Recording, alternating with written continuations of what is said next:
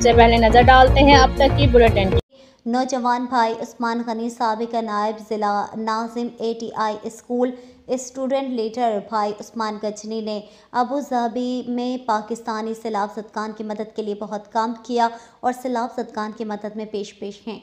भाई उस्मान गजनी का कहना है कि हमारा मुल्क पाकिस्तान सैलाब की इज़्ज़त में मुब्तला है और वज़ीर आज़म पाकिस्तान वज़ीर ख़ारजा बैरूनी दौरों में मसरूफ़ हैं। चौधरी सज्जाद बरियार से गुफ्तगू करते हुए भाई उस्मान गनी स्टूडेंट लीडर का कहना था कि हम में जितनी हिम्मत है हम अपने पाकिस्तानी सैलाब ज़दगान का अबू धाबी से साथ देंगे और मदद भी करेंगे।